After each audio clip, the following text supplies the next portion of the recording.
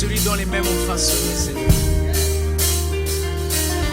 Je me réjouis, Seigneur, de toi.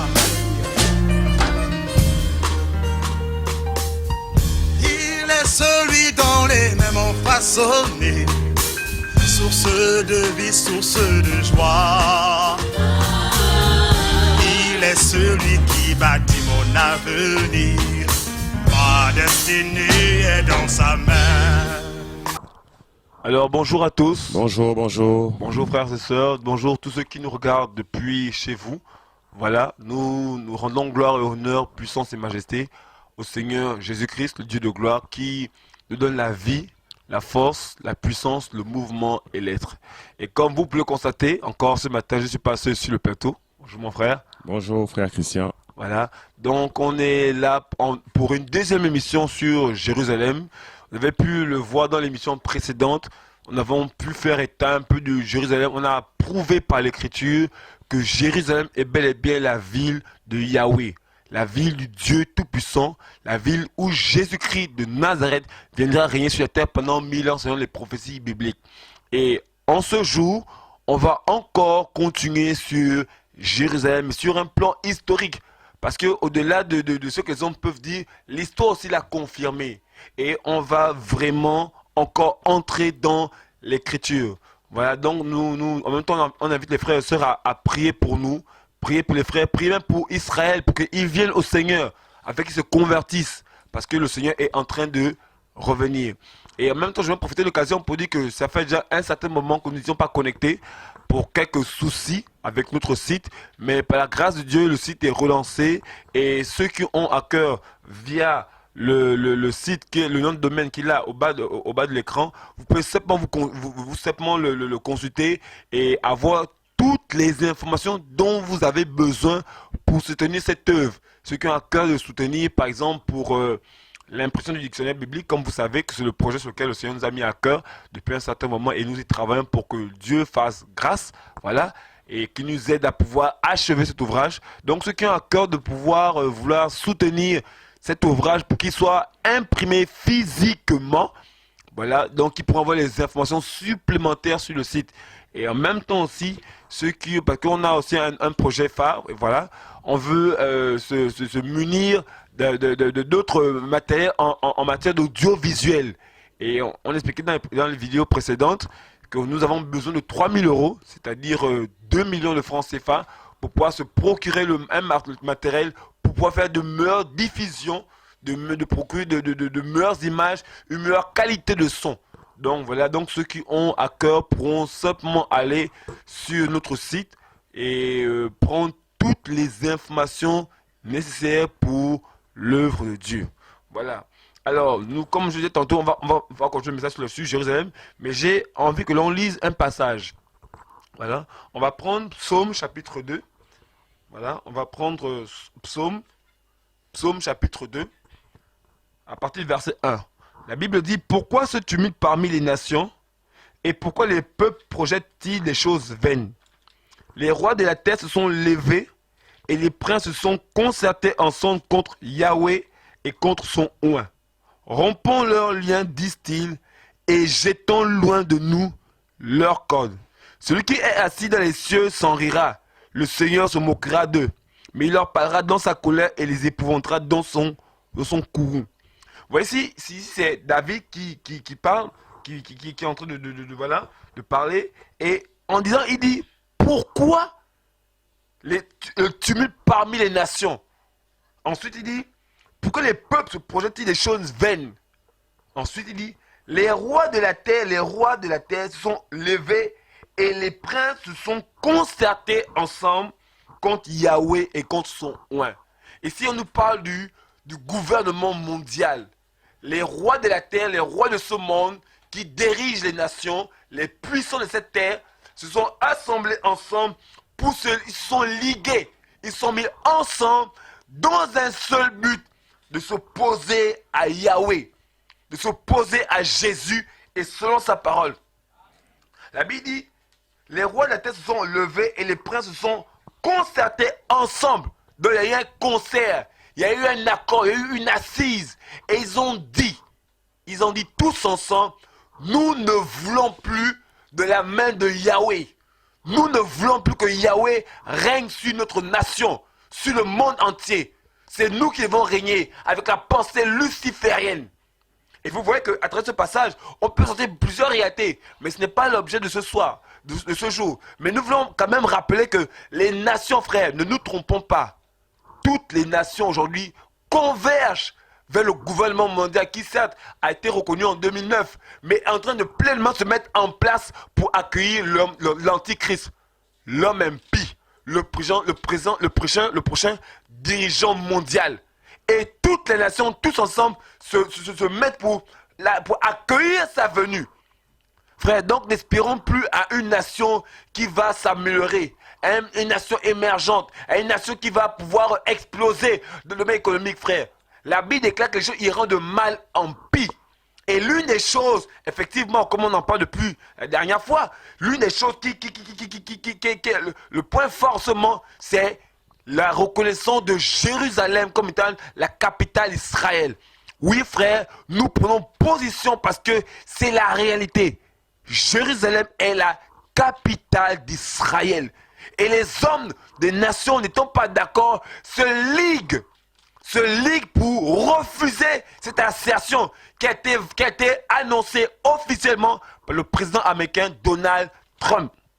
Il faut vraiment le dire que ce sont des choses que la Bible, comme on l'a montré dans l'enseignement précédent, que c'est biblique. Qu'avant que le président américain le soit, Dieu avait déjà dit dans sa parole que Jérusalem est sa ville qu'il a choisi pour faire établir son nom, pour y mettre son nom.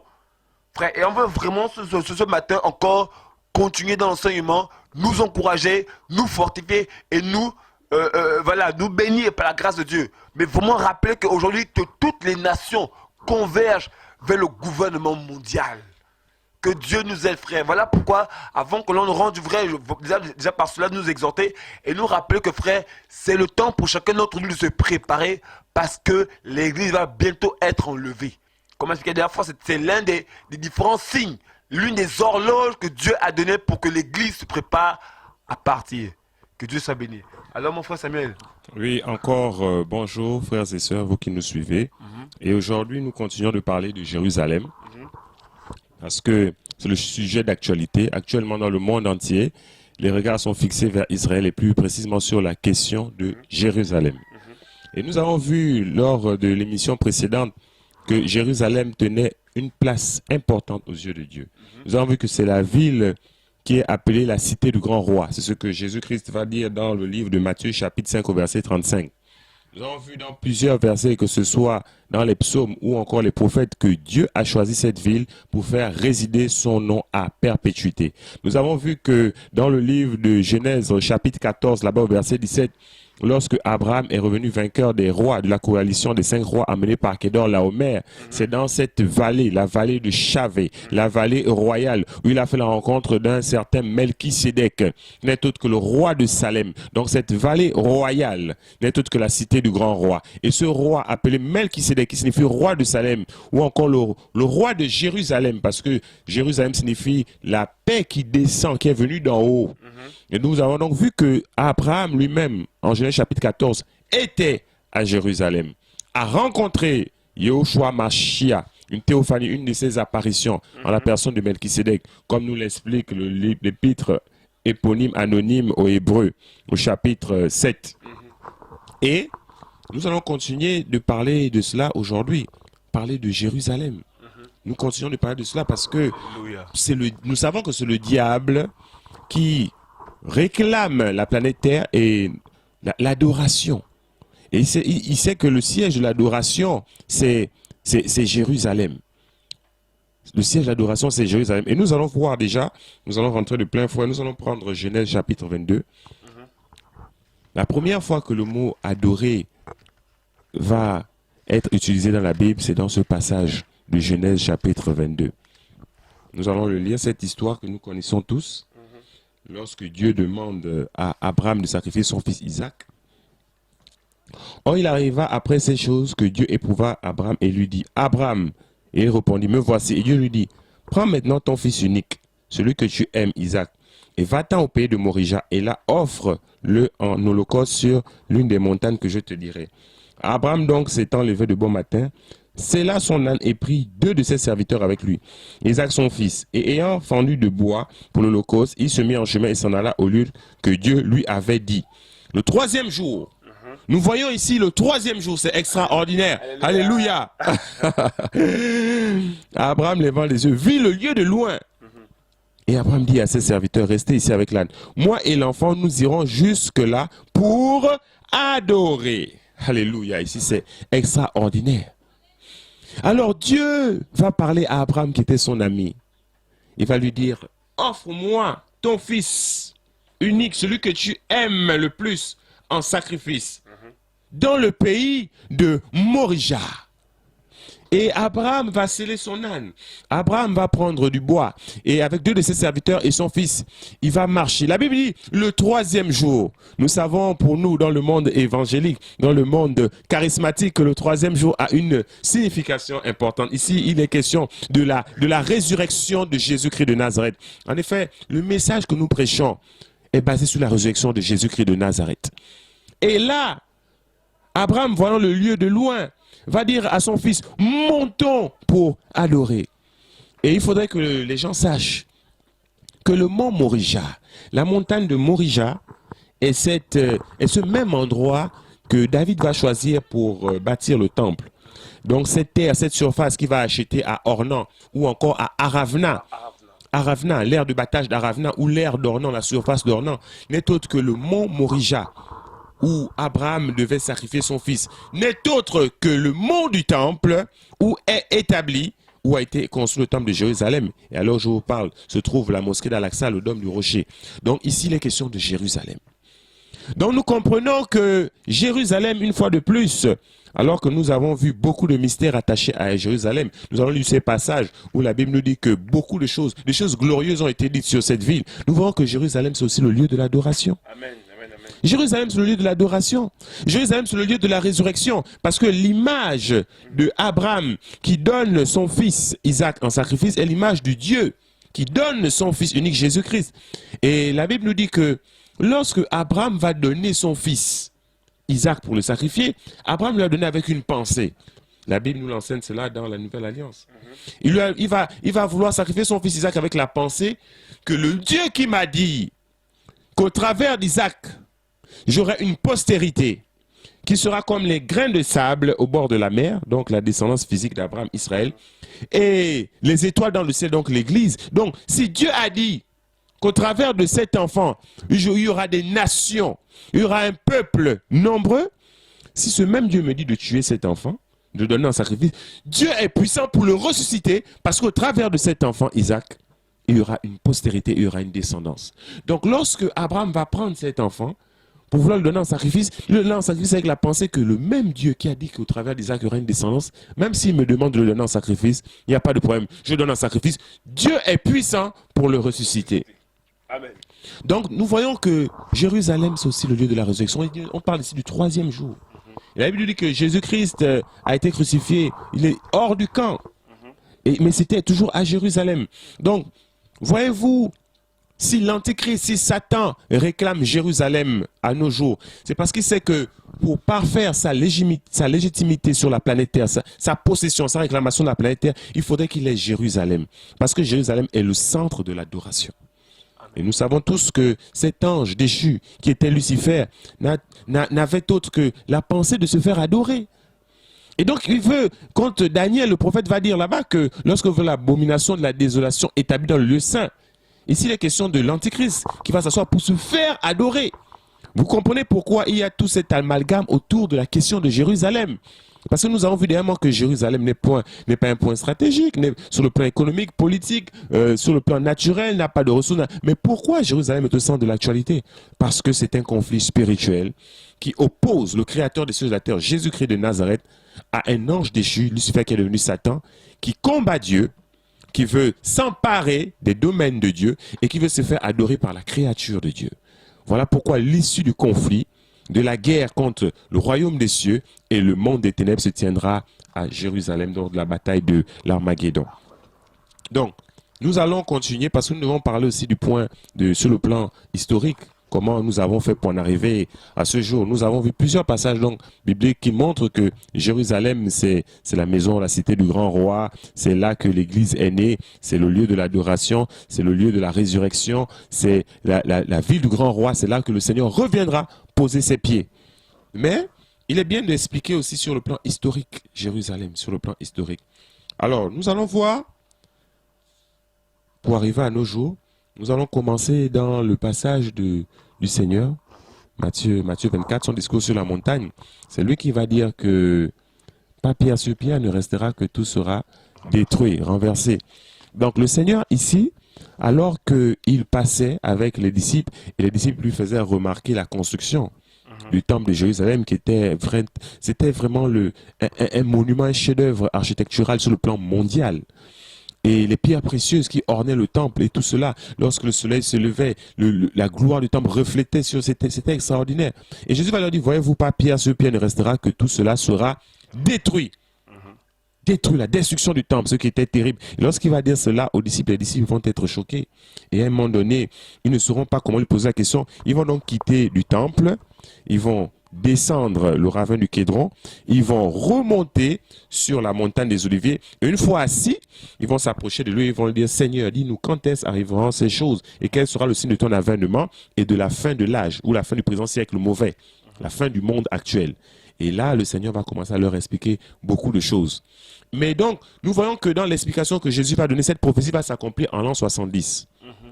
À l'an 70 va commencer la première guerre judéo-romaine, donc l'an 69-70, où le fils de Flavius Sabrinus Vespasien, qui était empereur de Rome, donc Titus, il va envoyer son fils Titus, qu'il avait établi grand général des armées romaines, mais qui était controversé, qui était par ses détracteurs. On disait, c'est par népotisme, il est général à cause de son père qui est empereur. Donc le père va lui dire, écoute, tu sais, pour calmer tous tes détracteurs, tous ceux qui s'opposent à ce que tu es devenu grand général de Rome, voici une occasion, un moyen pour toi de laver de notre face. Va pour récupérer Jérusalem, parce qu'il y a une révolte qui a commencé. Et donc il va monter à Jérusalem avec les troupes, avec les légions romaines. Et là, il y aura la guerre. Et donc, ils vont rentrer à Jérusalem, ils vont détruire Jérusalem, ils vont mettre le feu au temple. Et donc, lorsque le temple va brûler, les soldats romains qui voudront récupérer les pierres précieuses vont donc, avec des charrettes, sortir les grosses blocs de pierre. Ils vont les tirer une à une, ils vont renverser le temple. Et nous voyons que la prophétie du Seigneur Jésus-Christ s'accomplissait littéralement, avec exactitude, en détail. Parce qu'il disait, pas pierre sur pierre ne restera, que tout cela sera renversé.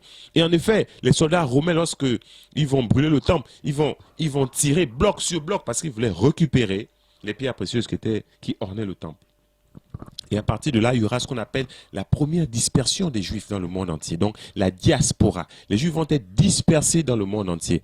Mais il n'en demeurait pas moins qu'il y avait encore des Juifs qui vivaient en Israël. Et là, en l'an 135, cette fois-ci, un empereur romain reviendra.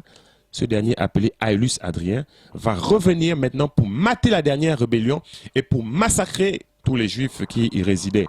Et là, on nous parle du massacre de Masada, dans les montagnes de Masada, où il va littéralement massacrer. Les rues étaient jonchées, des routes entières étaient jonchées de cadavres juifs. Il va massacrer, il va disperser les derniers Juifs qui vivaient encore en Israël. Et là, il va se produire quelque chose.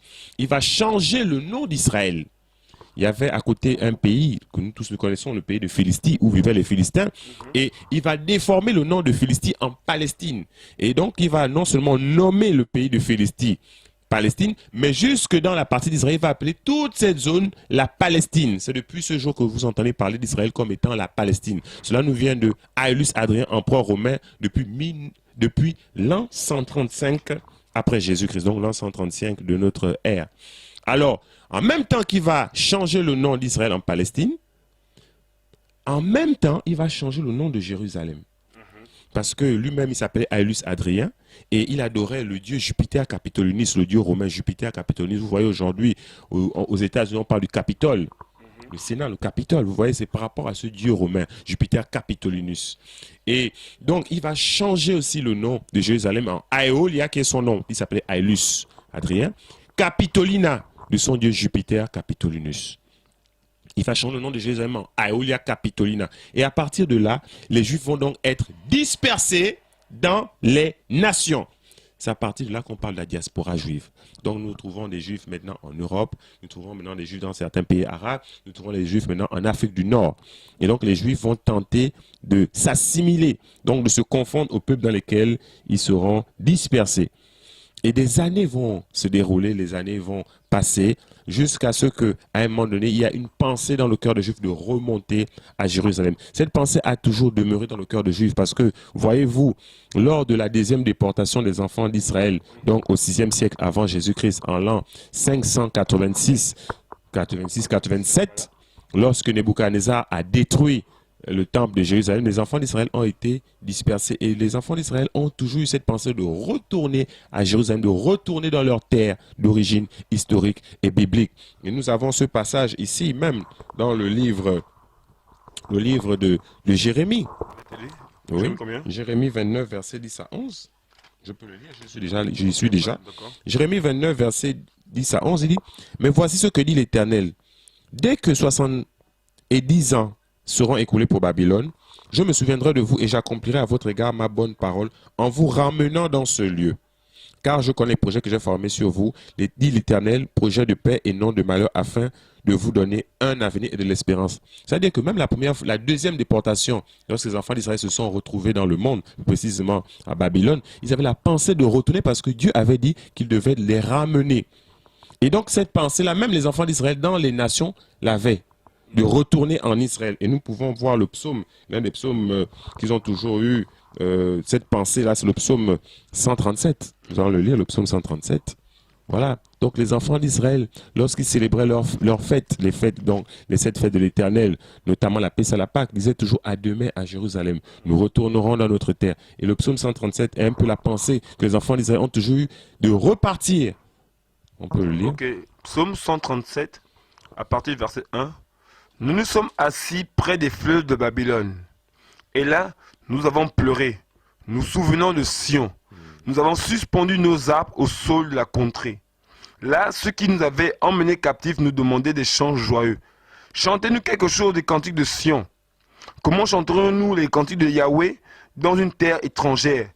Si je t'oublie, Jérusalem, que ma droite s'oublie elle-même, que ma langue s'attache à mon palais, si je ne me souviens de toi, si je ne fais de Jérusalem le principal sujet de ma joie. Yahweh, souviens-toi des enfants d'Édom, qui dans la journée de Jérusalem disaient « Rasez, rasez jusqu'à ses fondements. Fille de Babel, la dévastée, heureux qui te rendra ce que tu nous as fait. Heureux qui saisira tes enfants et l'écrasera contre le rocher. » Donc nous voyons ici, c'est une pensée, ce sont des versets qui nous parlent de la deuxième déportation, l'attitude, le sentiment que les enfants d'Israël avaient lorsqu'ils avaient été déportés par Nebuchadnezzar à Babylone. Et ce sentiment a toujours été le partage des Juifs, même lorsqu'ils furent dispersés en l'an 70 après Jésus et en l'an 135.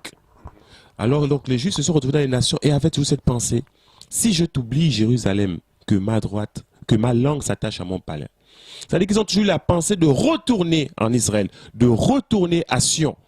Mais ils étaient dans les nations, ils prospéraient parce que vous savez, à Babylone, ils construisaient, ils prospéraient, ils s'établissaient dans la société. Et c'est ce qui va se passer pour les Juifs dans les nations. Ils étaient en Europe occidentale, en Europe centrale et orientale, et ils commençaient à s'assimiler. Jusqu'à un moment donné, il va se produire quelque chose. En 1799, on va commencer à vivre quelque chose qui va emmener les enfants d'Israël vraiment à cette pensée-là réelle de retourner dans leur terre. Et c'est invraisemblable. Beaucoup ne le savent pas, mais dans l'histoire, en 1799, Napoléon de Bonaparte,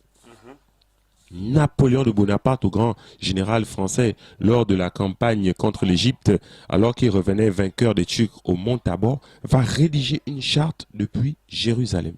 Plus précisément, le 24 avril 1799. Nous allons lire ce que Napoléon de Bonaparte va rédiger.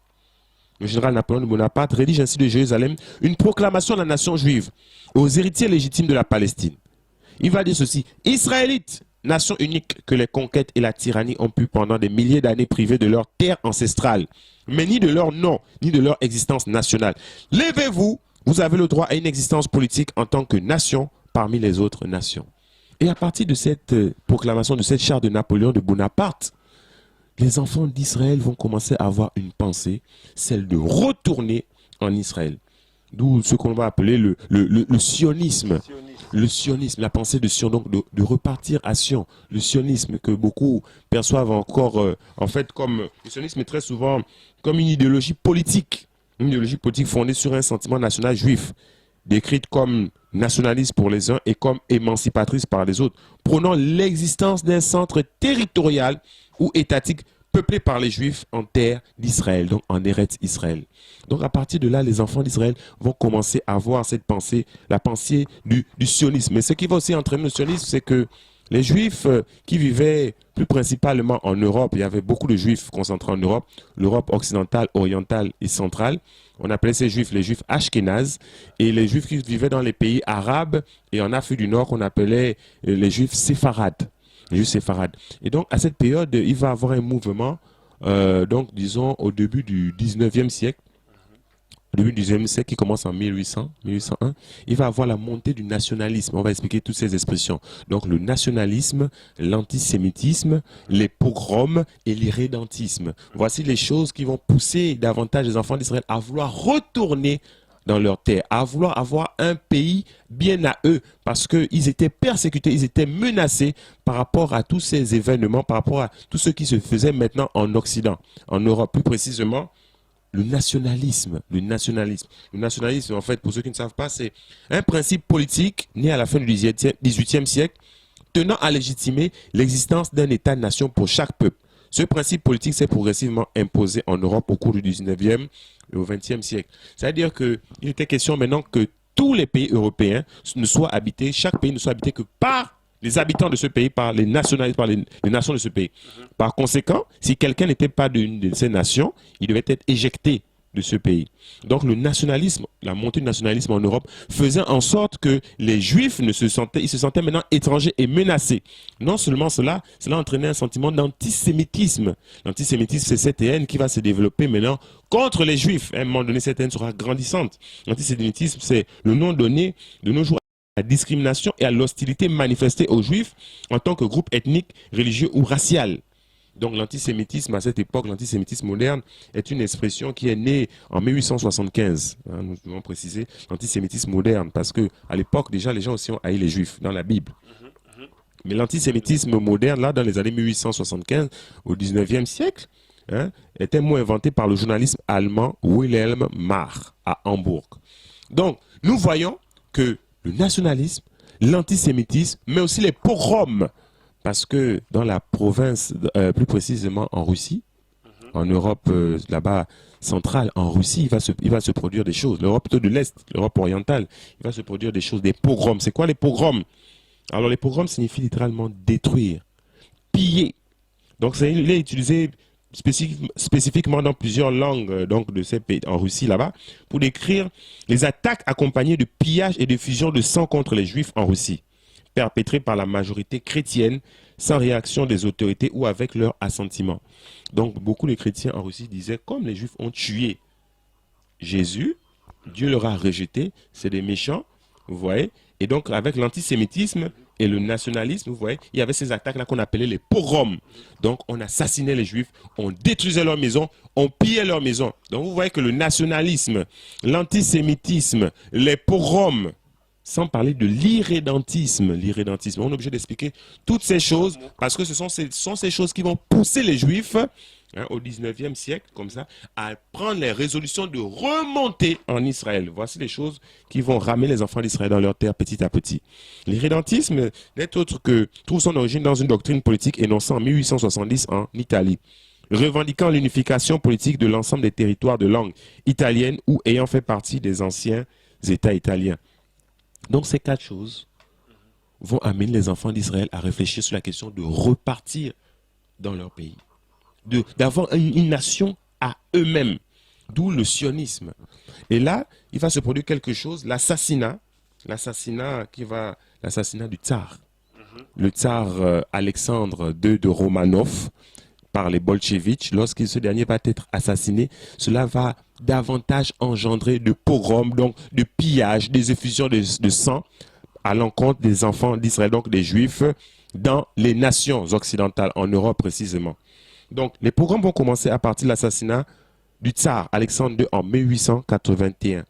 ce qui va entraîner un mouvement plus précisément en Russie, parce que l'assassinat va se faire en Russie, et il y aura de plus en plus des pogroms contre les Juifs. Donc en Russie même, il y aura quelque chose qui va naître, le mouvement des amants de Sion, Ibat Zion.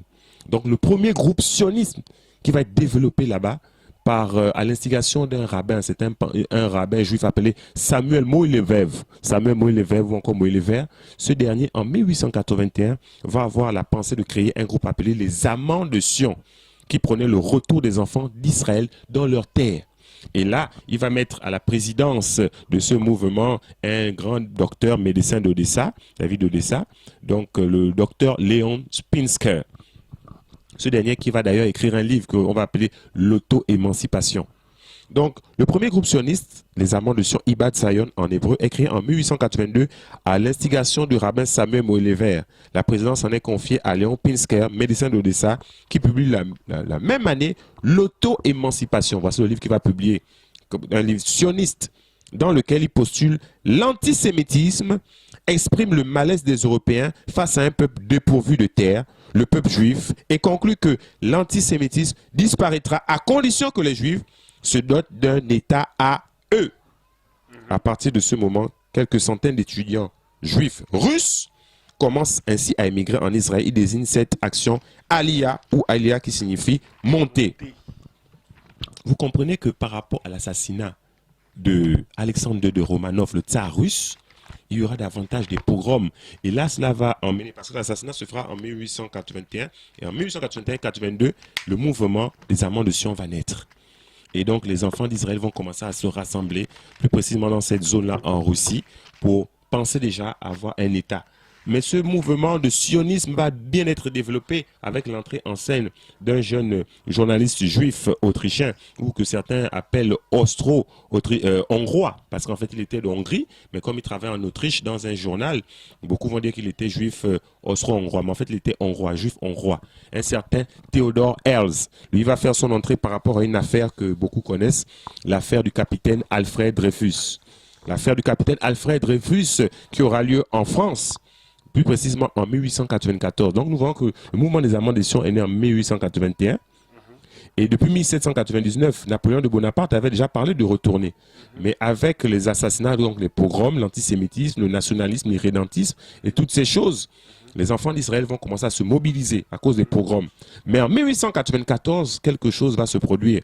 L'affaire du capitaine français, juif assimilé français, Alfred Dreyfus, qui va être condamné comme cela à tort, parce qu'il était innocent dans cette affaire, va emmener comme cela un juif, Theodor Herzl, qui était journaliste en Autriche. Et donc son journal va l'envoyer en mission en France pour couvrir cet événement. Et là, il arrive en France en 1894, il assiste au procès de Dreyfus. Et durant le procès, quelque chose va le choquer. Alors que les Français criaient « Mort à Dreyfus !» Au bout d'un moment, ces derniers vont se mettre à crier « Mort aux Juifs ! Mort aux Juifs !» Et il va se dire « Waouh !» Il savait que l'antisémitisme balayait déjà l'Europe orientale, l'Europe de l'Est. Mais la France, qui est le pays des droits de l'homme, le pays le plus socialiste, le pays où les Juifs étaient très bien intégrés, si même dans ce pays, on commence à dire « Mort aux Juifs !» il va comprendre que l'assimilation des Juifs dans les nations était devenue un échec et les enfants d'Israël avaient besoin de se doter d'un État. Et c'est à partir de là que Theodor Herzl va commencer à œuvrer puissamment pour la création d'un État juif.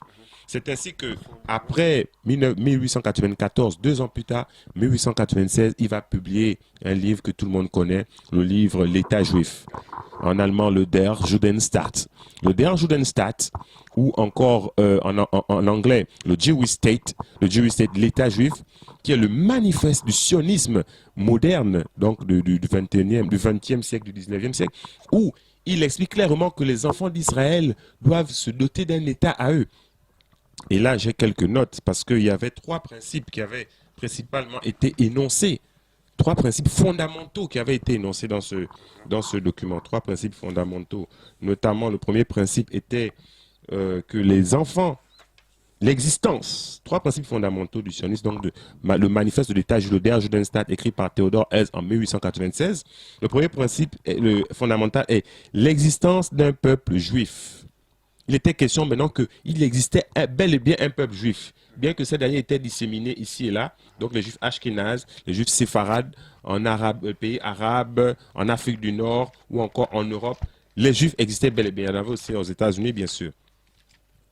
Donc, premier principe qu'il va énoncer dans son livre, ce manifeste du sionisme, donc, est l'existence d'un peuple juif. Deuxième principe, c'est l'impossibilité de son assimilation à d'autres peuples, donc l'échec de l'assimilation des Juifs. Les Juifs ont essayé de vivre en tant qu'Européens, en terre européenne, dans les nations, mais c'était un échec. Il était impossible que les Juifs s'assimilent à d'autres peuples. C'était impossible. Il va donc écrire tout cela dans son manifeste, l'État juif. Et le troisième principe fondamental est la nécessité de créer un État particulier qui prenne en charge la destinée des enfants d'Israël. Donc voici les trois principes fondamentaux que va publier dans son livre, le Der Judenstaat, Theodor Herzl en 1896. Le quatrième principe va être énoncé lors de la conférence de Bâle en Suisse, parce qu'il va créer ce qu'on appelle, il va organiser une conférence mondiale, la conférence au Congrès mondial juif de Bâle en Suisse en 1897. Et donc là, que ce soit les amants de Sion, que ce soit toutes les autres politiques sionistes, que ce soit les barons Edmond de Rothschild, tous ces hommes puissants là qui étaient pour que les enfants d'Israël, qui avaient déjà payé des terres à l'époque, pour que les enfants d'Israël commencent à repartir. Donc tous vont se retrouver en Suisse, à Bâle, au Congrès mondial juif, où il va énoncer le quatrième principe, donc qui est le droit des Juifs à s'installer en Palestine. Ici, il est maintenant question de repartir en Israël, parce qu'au début, il disait qu'ils avaient besoin d'un État, mais là, dans le congrès mondial juif à Bâle en Suisse en 1897, ils vont dire non, le droit des Juifs à s'installer en Palestine, partie de l'Empire ottoman, dirigé à l'époque par le sultan Abdulhamid II. À l'époque, cette partie-là du monde, donc la Palestine d'Israël actuelle, était gérée par l'Empire ottoman. Voilà. Donc vous voyez, ici nous sommes en 1897. Donc les enfants d'Israël réalisent qu'il faut qu'ils retournent dans leur terre d'origine historique et biblique. Mais vous savez, les choses vont encore un peu patiner jusqu'en 1903. En 1903, il va se produire quelque chose de dramatique, une tragédie. En 1903, dans la province russe de Bessarabie, plus précisément dans la ville de Kishinev, il va y avoir des pogroms particulièrement sanglants. Des Juifs vont être massacrés. Donc, on parle des pogroms de Kishinev. En 1903, plus précisément dans la province russe de Bessarabie, des Juifs vont être massacrés. Et là, en 1903, les sionistes, Theodor Herzl et les autres vont comprendre qu'il était maintenant imminent que les enfants d'Israël retournent dans leur terre. Mais n'oublions pas qu'en 1897, au Congrès mondial juif, Theodor Herzl va prophétiser en disant que dans 50 ans, jour pour jour, la nation d'Israël reviendra à l'existence. Extraordinaire. Theodor Herzl, en 1897, au Congrès mondial juif à Bâle en Suisse, va prophétiser que la nation d'Israël reviendra à l'existence. Et en 1903, les enfants d'Israël, donc les Juifs dans les nations, les politiques sionistes, vont être de plus en plus encouragés, poussés à repartir dans leur terre à cause de ces pogroms particulièrement sanglants, terribles, de Kishinev, en Russie, dans leur province russe de Bessarabie. Et donc là, ils vont tenter, et donc la Société des Nations va proposer la nation d'Ouganda. Ils vont dire, ok, les Juifs, vous pouvez aller dans la terre d'Ouganda. Au départ, Theodor Herzl va l'accepter, mais les autres Juifs vont s'opposer à cela. Et voilà, il va un peu être discrédité. Et le pauvre va décéder en 1904. Theodor Herzl décédera en 1904 à l'âge de 44 ans. Beaucoup disaient qu'il était usé par la tâche. D'autres disaient aussi que c'était peut-être un assassinat, un complot. Mais malgré tout cela, il va se produire quelque chose d'extraordinaire. En 1917, il y aura ce qu'on appelle la déclaration Balfour. La déclaration de Lord Balfour. Donc, Israël, la Palestine va passer sous mandat de protectorat anglais. Donc, il ne sera plus géré par l'Empire ottoman, mais il sera maintenant géré par la Grande-Bretagne. Donc, en 1917, les Anglais, par la déclaration Lord Balfour, la Palestine d'Israël actuelle deviendra protectorat, donc sera sous la protection de l'Angleterre. Et à partir de là, ils vont parler d'un foyer juif, d'un État juif où les Juifs pouvaient aller. Et cela a été mal perçu, bien sûr, par les nations arabes. Donc, pendant la Première Guerre mondiale en 1917, il y aura ce qu'on appelle la déclaration Balfour. Et cette déclaration va aboutir va aboutir en 1948. Parce que dans la nuit du 14 au 15 mai 1948, le mandat de protectorat britannique Lord Balfour va expirer et la nation d'Israël va renaître miraculeusement de ses cendres. C'est extraordinaire. Et nous voyons que cela confirme les prophéties. Donc, plus précisément, en 1947, l'ONU propose un plan de partage de la Palestine entre un État juif sur 55% du territoire et un État arabe, tandis que Jérusalem devient un corpus séparatum sous administration internationale. Ce plan est rejeté par les nations arabes, les Palestiniens précisément. L'État d'Israël est proclamé le 14 mai 1948, dernier jour du mandat du protectorat britannique de la déclaration Lord Balfour. La Ligue arabe déclare la guerre, la Transjordanie, la Syrie, l'Irak et l'Égypte prennent part au conflit et en quelques mois, les forces israéliennes prennent le dessus et libèrent Jérusalem-Ouest. Donc nous voyons que en 1948, l'État d'Israël va revenir à l'existence. Et nous pouvons confirmer cela parce que nous voyons que c'est l'accomplissement des prophéties qui avaient été données. Alléluia. Alléluia. Les prophéties avaient parlé de la renaissance de l'État d'Israël. Israël, voyez-vous, n'avait pas existé pendant près de 2000 ans. De l'an 135, de l'an 70, l'an 535, en 1948, voyez-vous, la nation d'Israël n'a pas existé. Mais nous avons essayé de faire comme ça un petit résumé de l'histoire de la nation d'Israël, des enfants d'Israël dans les nations jusqu'à retourner dans leur terre en 1948. Et là, s'accomplit la prophétie du Seigneur Jésus dans son discours sur la montagne. Nous allons lire cette prophétie lorsqu'il parle du refleurissement du figuier. Nous connaissons tous ce passage. Donc la vie nationale historique juive, le refleurissement du figuier. Nous allons lire juste deux passages. Matthieu 24, 32. Matthieu 24, 32. Oui. Matthieu chapitre 24, verset 32.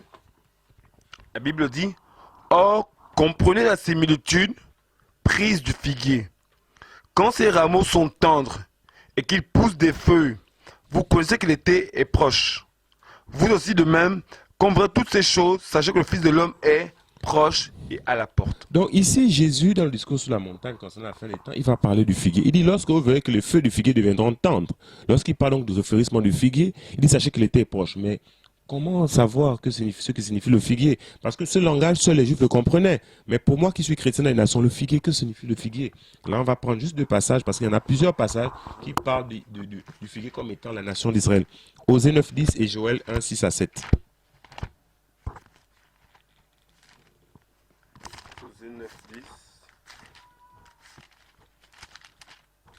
Là, nous sommes dans l'histoire, nous sommes dans la parole de Dieu. Oui. Ok, je lis la Bible. Je lis la Bible dans Osée 9, chapitre 9, verset 10. J'ai trouvé Israël comme des grappes dans le désert.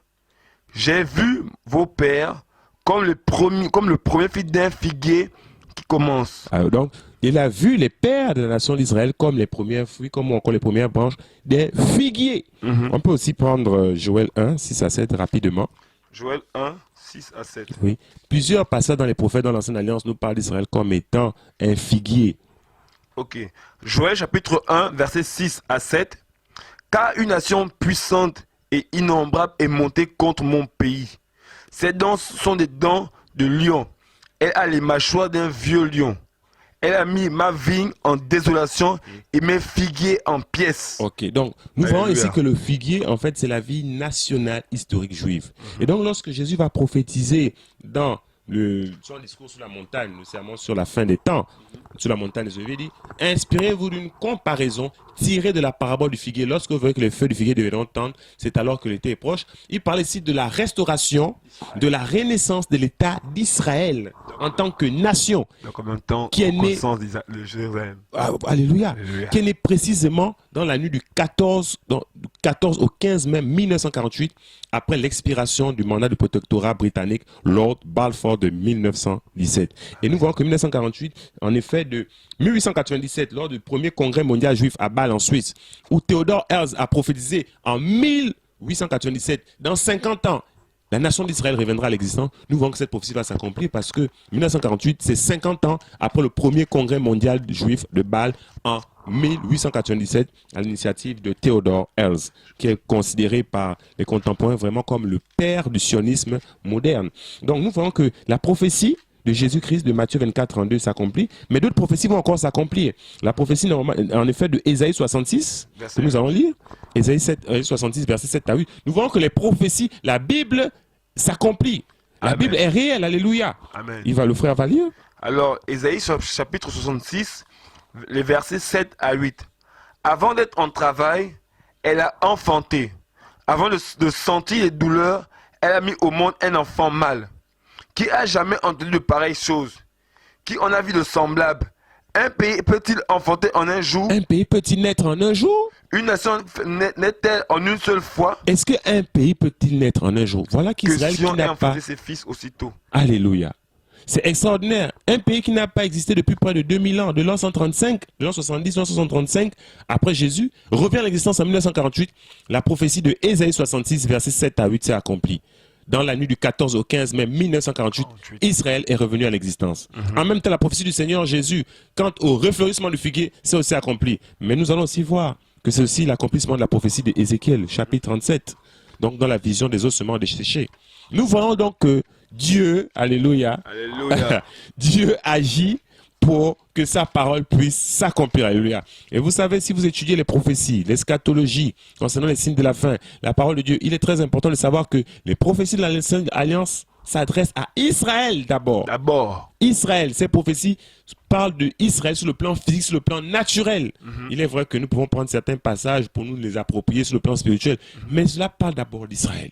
Amen. Ce livre-là, la Bible nous dit dans le livre de Romains 9 que c'est des enfants d'Israël que nous viennent les oracles, donc la parole de Dieu, le culte, les alliances, l'adoption, la gloire, et de qui est issu selon la chair, Christ, qui est Dieu béni éternellement. Alléluia. Amen. Voilà pourquoi Jésus va dire à la femme samaritaine, qui est notre image des nations, que vous ne savez pas ce que vous adorez.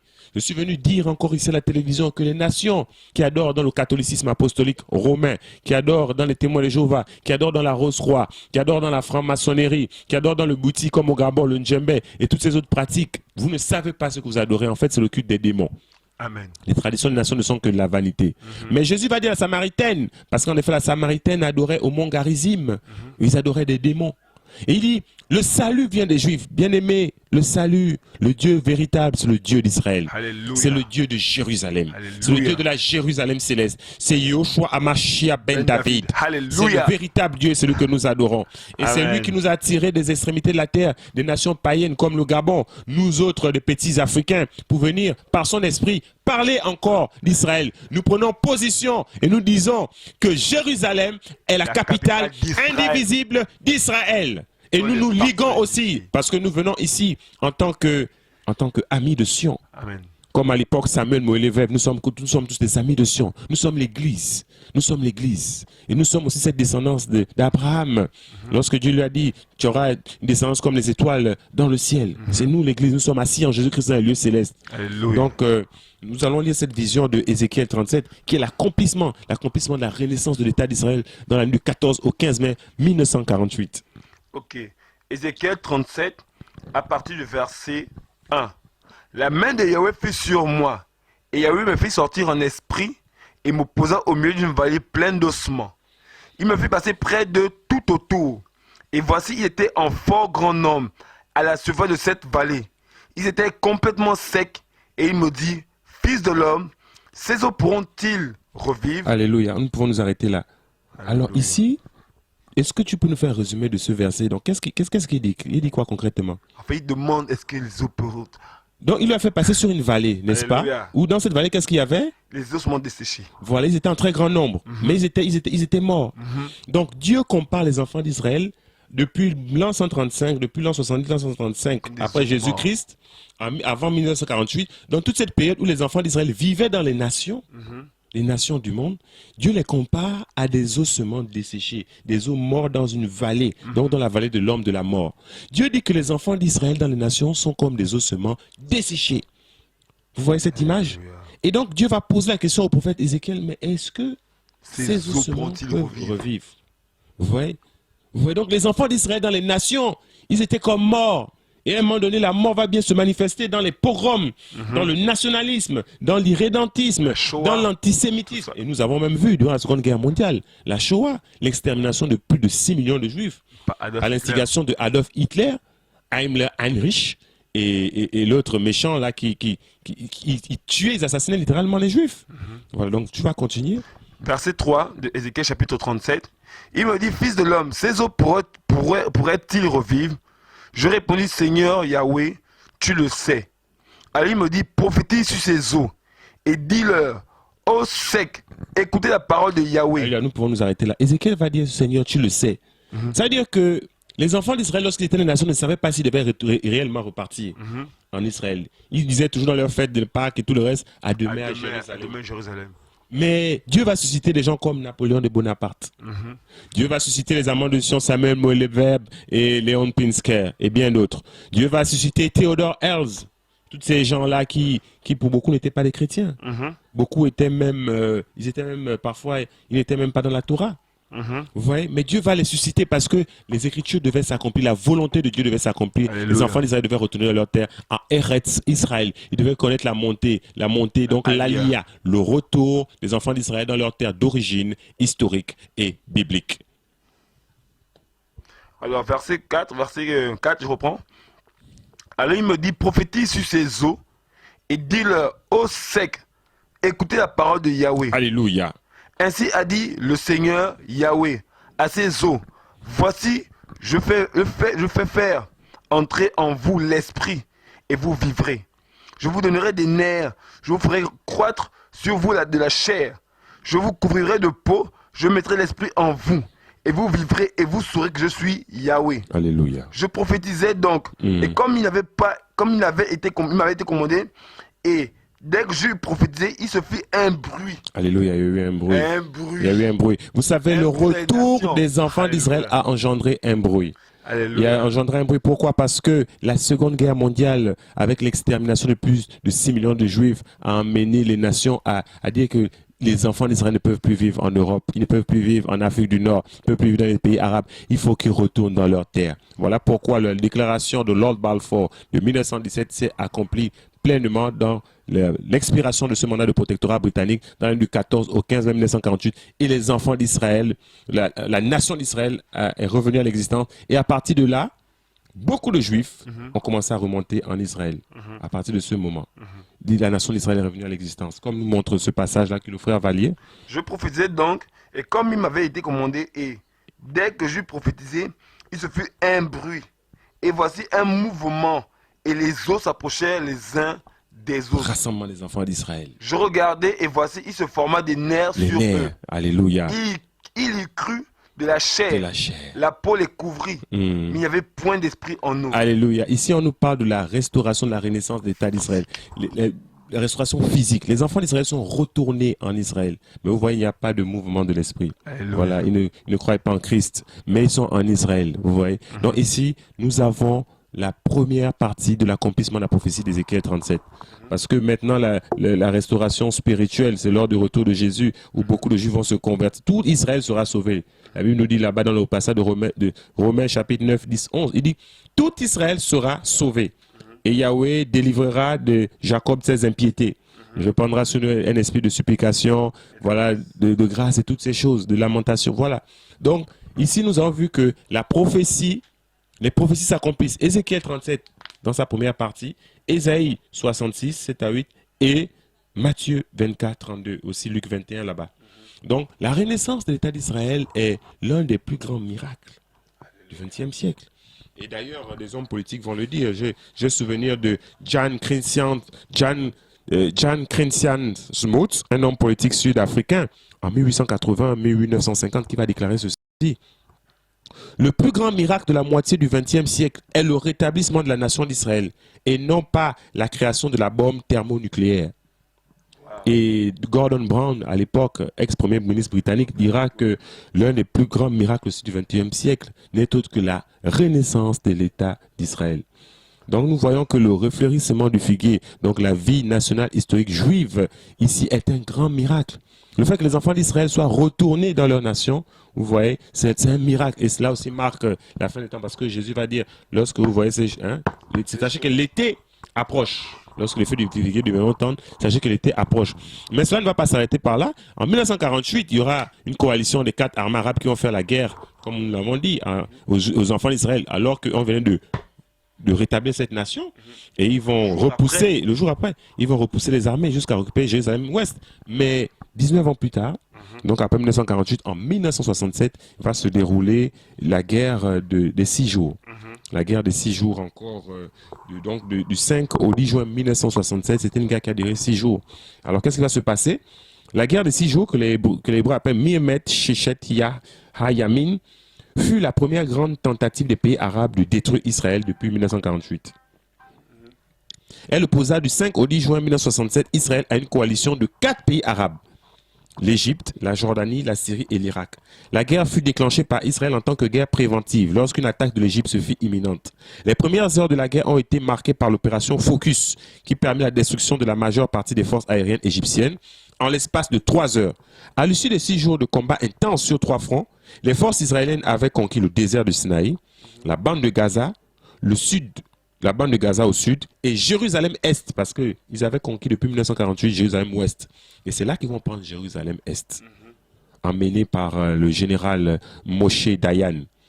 Et la Judée-Samarie est à l'est et le plateau du Golan au nord. Donc Jérusalem va être pleinement récupérée par Israël depuis 1967 lors de la guerre des 6 jours amenée par le général Moshe Dayan.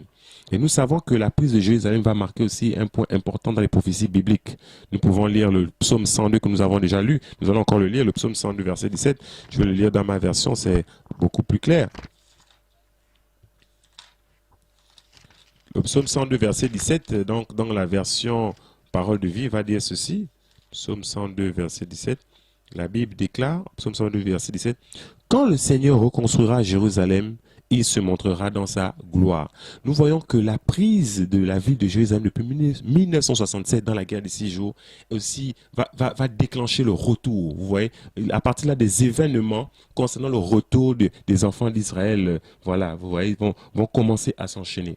Jusqu'à nos jours où l'on parle maintenant, parce que vous savez, Jérusalem a toujours été le point divergent des nations. Parce que Jésus-Christ, Dieu lui-même va dire, Jésus-Christ, dans le livre de Zacharie, qui fera de Jérusalem une pierre pesante pour les nations. Vous voyez toute la confusion, la controverse qui tourne autour de Jérusalem, de cette question. Et là, nous voyons maintenant qu'il est question où Jérusalem appartient aux Juifs. Et il y a une dispute qui existe, mais les enfants d'Israël veulent reconstruire le 3e temple. Ils veulent reconstruire le 3e temple de Jérusalem. Parce que pour les enfants d'Israël, ils doivent recevoir le Messie, le Mashiach. Souvenez-vous, Jésus-Christ a dit dans le livre de Jean que je viens au nom de celui qui m'a envoyé, vous me refusez. Mais un vient en son propre nom, vous le recevez. Donc, dans la pensée sioniste, beaucoup de juifs orthodoxes pensaient qu'ils devaient retourner en Israël, rebâtir le temple de Jérusalem pour recevoir un Messie. Mais nous savons que c'est le faux Messie. Ce Messie est le Messie attendu par les méchants, par le gouvernement mondial, par les Illuminati. Il appelle le Métria, n'est autre que l'Antichrist. Donc, ils vont tous travailler pour l'établissement de Jérusalem, pour la construction du temple de Jérusalem, parce que c'est là-bas que doit s'accomplir la prophétie de Daniel, lorsque vous verrez l'abomination de la désolation établie en lieu saint. Donc, nous voyons que ici, la restauration de Jérusalem, et avec bientôt la construction, parce qu'il faudrait que vous sachiez que le dôme de rocher, la mosquée d'Al-Aqsa, qui est le 2e site sacré de l'islam, qui se trouve en Jérusalem, même plus précisément sur le mont Morija, plus précisément sur le mont du Temple, l'aire d'abattage d'Aravna, ou encore l'aire d'Ornan, cette mosquée sera détruite. Elle sera détruite, oui. Parce qu'il y a une partie, le mur occidental, donc toutes ces choses-là, on va détruire cela, et ils vont reconstruire le 3e temple de Jérusalem qui avait été prophétisé dans le livre d'Ézéchiel, chapitre 40, 41, 42 à 44, mais aussi dans le livre de l'Apocalypse, chapitre 11, où l'ange va dire à Jean de prendre et de mesurer ce temple, le temple de l'Apocalypse 11, après chapitre 11. Donc il y aura bel et bien la reconstruction d'un 3e temple, dans lequel le faux Messie, l'Antichrist, l'homme impie, viendra singer le Messie, il viendra se faire adorer, et lorsque les enfants d'Israël vont refuser l'adoration, ils vont rentrer dans la grande tribulation jusqu'au retour visible. Voilà pourquoi il est écrit ici, dans le livre de Psaume, chapitre 102, au verset 17, « Quand le Seigneur reconstruira Jérusalem, alors il se montrera dans sa gloire. » Donc nous voyons que là, nous sommes en train de vivre la reconstruction de Jérusalem, le 3e temple de Jérusalem, et tout cela va mener au retour visible, parce qu'ici on dit, il se montrera dans sa gloire.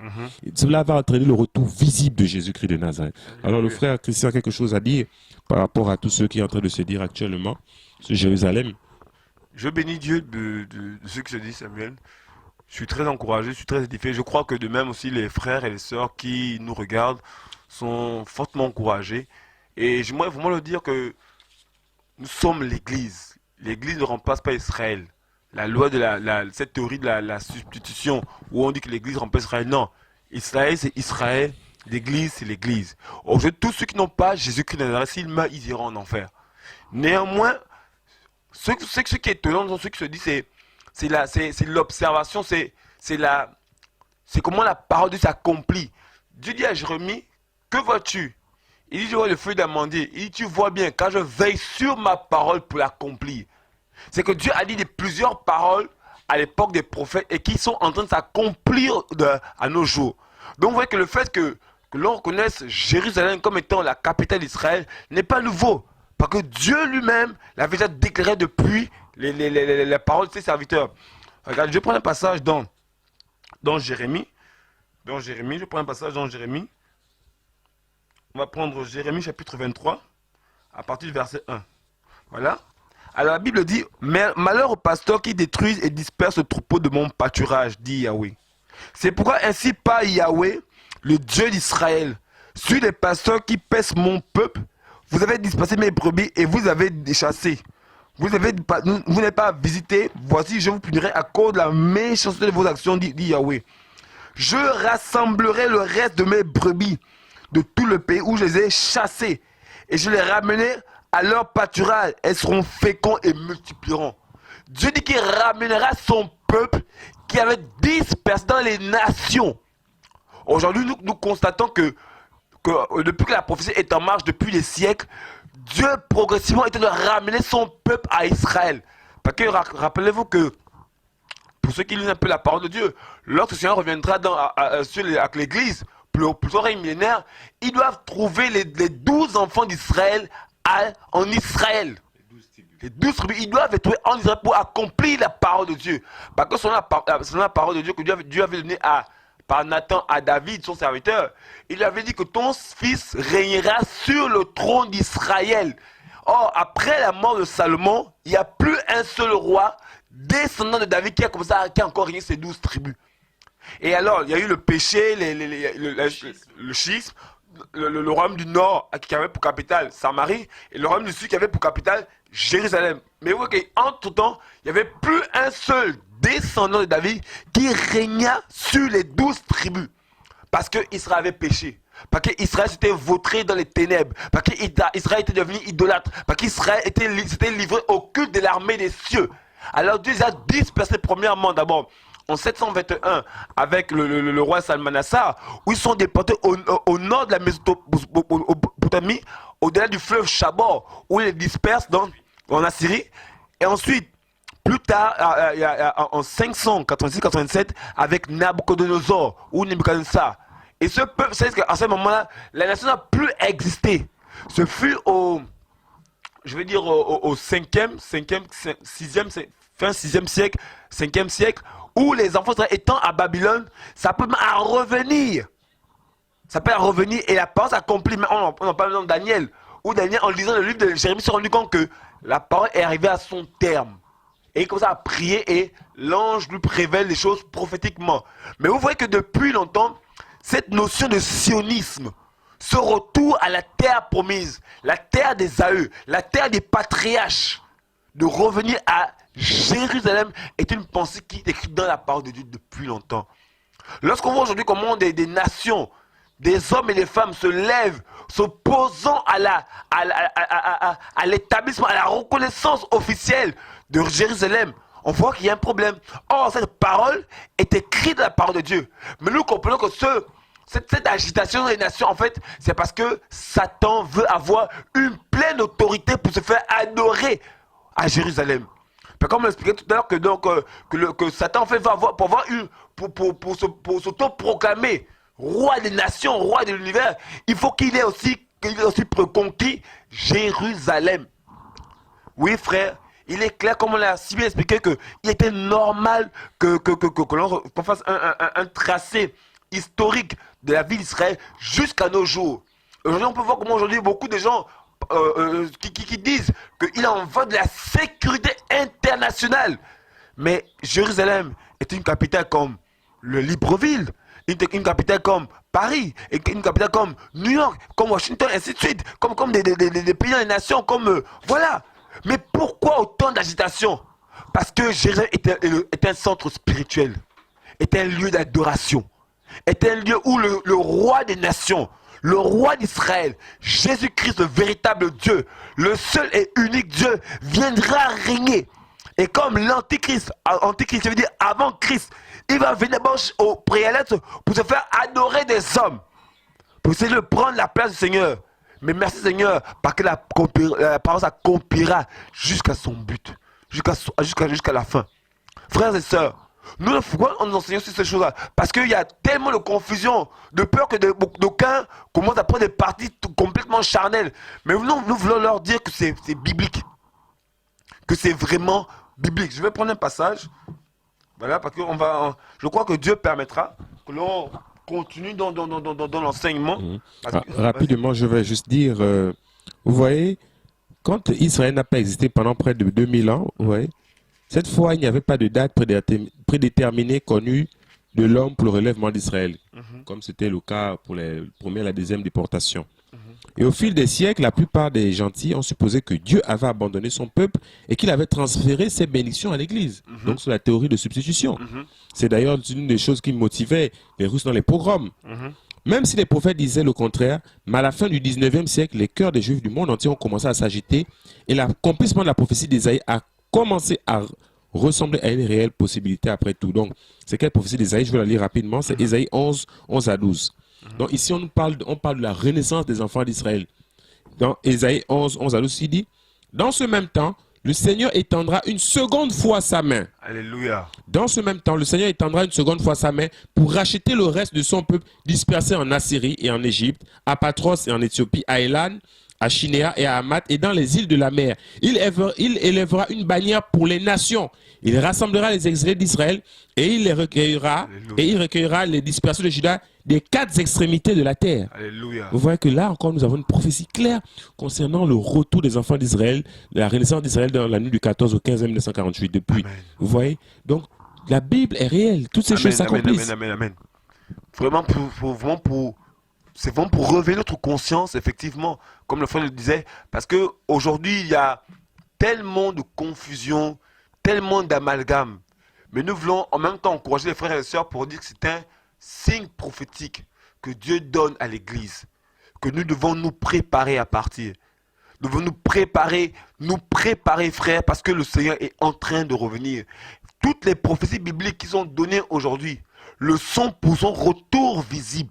Mais il n'y a pas une parole claire qui parle de l'enlèvement de l'Église. Ça veut dire qu'aujourd'hui, que nous devons nous préparer, frères, à rentrer à la maison. Aujourd'hui, on observe comment, aujourd'hui, il y a, pour l'amour d'Israël, parce qu'on va le dire, on peut le dire, que quand bien même nous prenons position pour Jérusalem, parce que c'est la prophétie qui s'accomplit, mais ça ne veut pas dire pour autant que nous sommes juifs. Non. Nous ne sommes pas juifs, nous sommes chrétiens. Nous ne sommes pas judaïsants aussi. Voilà, judaïsants. Nous prenons position pour la prophétie biblique, pour la parole de Dieu. Merci Seigneur pour le passage que tu me donnes. On va prendre 2 Pierre. Voilà. Merci Seigneur. Parce que nous sommes enfants de Dieu. Et un enfant de Dieu étudie la parole de Dieu et les prophéties bibliques. Alors, dans 2 Pierre chapitre 1, la Bible déclare à partir du verset 19, il dit, nous avons aussi la parole des prophètes qui est très ferme, à laquelle vous faites bien de vous attacher comme une lampe qui brillait dans un lieu sombre ou obscur, jusqu'à ce que le jour resplendisse et que l'étoile du matin se leva dans vos cœurs. Sachez tout d'abord ceci, que nulle prophétie d'écriture ne vient d'une interprétation particulière, car la prophétie n'a point été apportée autrefois par la volonté humaine, mais les saints hommes de Dieu, étant poussés par l'Esprit de Dieu, par le Saint-Esprit, ont parlé. La Bible nous enseigne qu'un enfant de Dieu doit étudier la prophétie biblique pour être en accord avec le temps. Alléluia, alléluia. C'est-à-dire que la prophétie biblique nous situe dans le temps prophétique du Seigneur. À quel moment nous nous trouvons? Est-ce que par exemple c'est le moment de pouvoir nous amuser, mener nos vies comme on veut, de se plaire dans le péché. Or, quand on observe le temps spirituel, le temps prophétique, le temps messianique, nous nous rendons compte que nous sommes pratiquement à la fin de toutes choses. Merci Seigneur pour le partage qu'il me donne.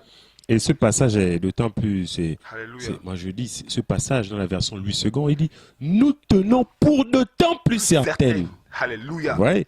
Et il dit pourquoi de temps plus certaines? Parce qu'il parlait de la vision qu'il avait eue lors de la transfiguration du Seigneur Jésus sur la montagne.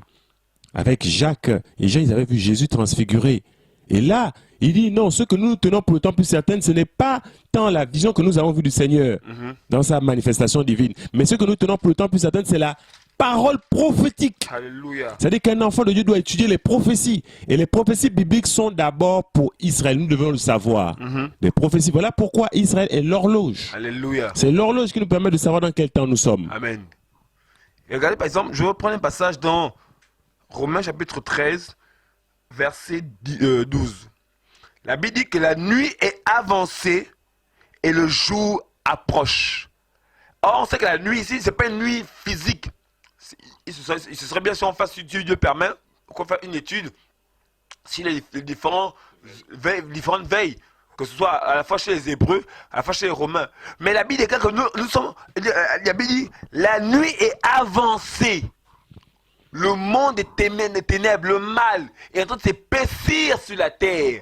Le mal est grandissant. Isaïe dit que le mal sera appelé bien et le bien sera appelé mal.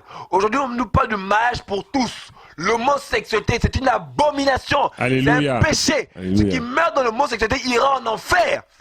Car la Bible déclare que tu ne coucheras pas avec un homme comme on couche avec une femme. C'est une confusion. C'est une abomination par déclare le Seigneur. Donc vous voyez que nous sommes à un temps où le mal est élevé. Il est plus. Aujourd'hui, on parle de l'euthanasie qui est tolérée maintenant aujourd'hui dans les hôpitaux. On nous parle j'avais vu un article où des hommes s'étaient réunis pour commencer à discuter sur la question de la pédophilie. Comment rendre la pédophilie légale? Le mal devient normal. Et ce sont les mêmes hommes qui ont pris position par exemple, pour défendre, pour mettre fin à la traite négrière. Ce sont les mêmes hommes aujourd'hui qui prennent position pour le mal pour tous. L'homosexualité. Et vous allez voir que ces gens-là sont les mêmes qui s'opposent à Israël. Ce sont les mêmes qui disent que Jérusalem n'est pas la capitale d'Israël. J'ai vu à TF1, ils ont une émission 4 mariages pour lune de miel. 2 hommes français se marier. Vous voyez que le mariage homosexuel est encourageant en France. Vous voyez que la France est dans la confusion. Et là, seul Jésus, seul le message de l'évangile qui est prêché par les frères et sœurs en France pourront délivrer les hommes de la captivité, de la confusion, parce que c'est une confusion le mariage homosexuel. Confusion, ouais. Une abomination aux yeux de Dieu.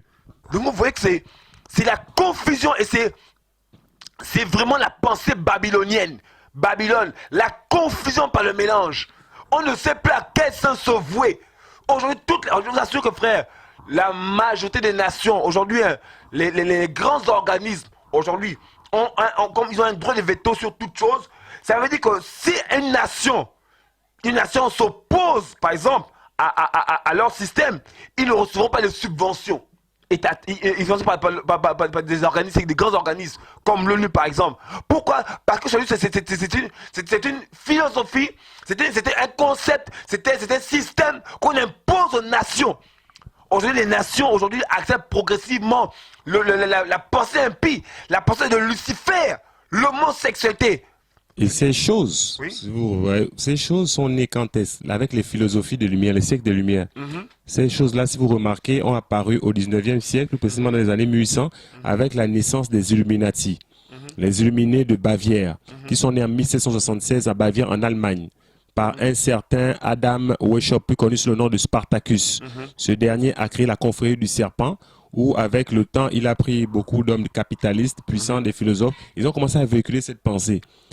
Et la Seconde Guerre mondiale avait pour origine de créer l'ONU, donc le Concert des Nations, dont tu as parlé, le gouvernement mondial, que nous avons vu dans le Psaume chapitre 2, ainsi que l'État d'Israël, parce qu'il voulait créer aussi l'État d'Israël, et le Conseil mondial des églises. Vous voyez? Donc aujourd'hui, c'est un système qui est là depuis, qui est maintenant manifeste, parce que sur le gouvernement mondial, c'est le système de la bête, où bientôt ils vont mettre la marque de la bête. Mais je voulais dire que l'Église a un rôle important vis-à-vis de Israël. Parce que si nous lisons le livre de Ésaïe 62, tu vas le lire, on va le lire dans la version du second. Une seconde. Ésaïe 61 à partir du verset 1 à 6, rapidement, pour parler du rôle de l'Église vis-à-vis d'Israël. C'est très important. Parce qu'il ne faudrait pas que l'Église dise que c'est nous qui avons pris la place d'Israël. Non. Lorsque Dieu a parlé à Abraham, il lui avait dit que ta descendance seront comme les grains de sable au bord de la mer et les étoiles dans le ciel. Et la Bible dit que nous sommes assis dans les lieux célestes en Christ Jésus. Nous sommes l'Église, les étoiles dans le ciel, qui est composée de juifs et de non-juifs. La Bible dit qu'il a brisé le mur de l'ennemi, il l'a détruit, il a fait des deux qu'un seul en Christ Jésus. Alléluia. Et maintenant dans le livre de Romains, il va être dit là-bas par Ésaïe, Paul reprend dans Romains, il dit qu'il avait été dit par Ésaïe que lorsque les enfants d'Israël seront comme les grains de sable au bord de la mer, c'est alors qu'un faible reste reviendra. Vous voyez donc, ça confirme que les enfants d'Israël, c'est bien cette postérité-là d'Abraham qui sont les grains de sable au bord de la mer. Vous voyez? Donc, nous allons lire Ésaïe chapitre 62, verset 1 à 6, il va le lire, le frère. La Bible dit, pour l'amour de Sion, je ne garderai pas le silence. Pour l'amour de Sion, de Jérusalem, je ne me tairai pas. Voilà pourquoi nous ne pouvons pas nous taire, bien-aimés. Nous devons parler d'Israël, nous devons parler de Jérusalem. Et pour l'amour de Jérusalem, je ne prendrai pas de repos. Il n'y aura pas de repos. Jusqu'à ce que sa justice sorte de dehors comme une splendeur et que la délivrance ne soit allumée comme une lampe. Jérusalem est la capitale indivisible d'Israël. Elle n'appartient pas à la Palestine. Même si l'ONU et l'Union européenne ne sont pas d'accord avec Donald Trump, nous disons, nous l'Église, dans les nations, que Jérusalem est la capitale indivisible d'Israël. Alléluia. Et je tenais à dire que M. Manuel Valls, là, 3 jours, disait que tout le monde sait que Jérusalem appartient à Israël. Oui, frère. Donc je reprends le passage d'Ésaïe, dans la version 8 secondes, chapitre 62. À partir du verset 1. Alors, pour l'amour de Sion, je ne traiterai point, pour l'amour de Jérusalem, je ne prendrai point de repos, jusqu'à ce que son salut paraisse comme l'aurore, et sa délivrance comme le flambeau qui s'allume. Alors les nations verront ton salut. Alléluia. Et tous les rois ta gloire. L'on t'appellera d'un nom nouveau. Un nom nouveau. Que la bouche de l'Éternel déterminera. Tu seras une couronne éclatante dans la main de Yahweh. Un turban royal dans la main de ton Dieu. On ne te nommera plus délaissé. Non. On ne te nommera plus la terre de désolation. Non. Mais on t'appellera mon plaisir en elle. Alléluia, le plaisir de Dieu. Alléluia. On l'appellera la terre épouse. Alléluia. Car Yahweh met son plaisir en toi. Alléluia. Et ta terre aura un époux. Alléluia. Comme un jeune homme qui s'unit à une vierge. Alléluia. Jesus Christ Alléluia. va régner pendant 1000 ans. Ainsi tes fils s'uniront à toi. Et comme la fiancée fait la joie de son fiancé, Alléluia. ainsi tu feras la joie de ton Dieu. Alléluia. Sur tes murs, Jérusalem. Alléluia. Très important ce qui va commencer. Ésaïe 62, verset 6 va dire: sur tes murs, Jérusalem, j'ai posté des gardes. Ils ne se tairont ni jour, ni nuit.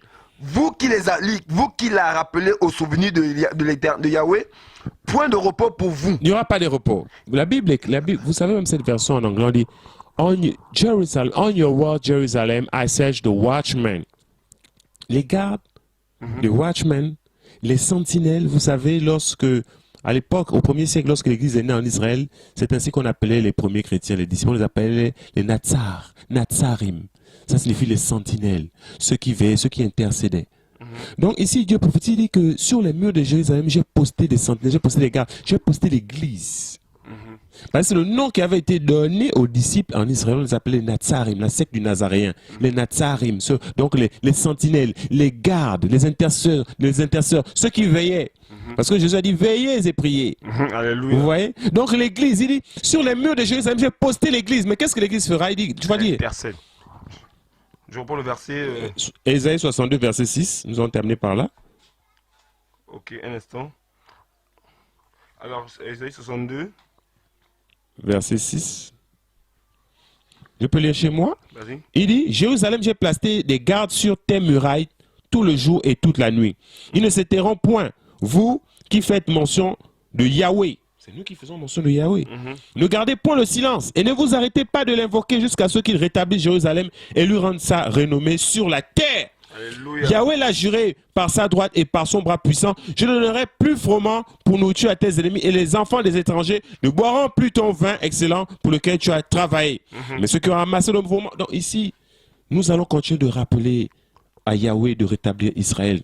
Nous devons non seulement prêcher, pour dire la vérité, l'évangile, parler du plan de Dieu pour Israël et Jérusalem. Mais nous aussi, nous avons nous avons le devoir d'intercéder en faveur des enfants d'Israël. Alléluia. Nous devons prier pour Israël. La Bible dit prier, demander la paix de Jérusalem.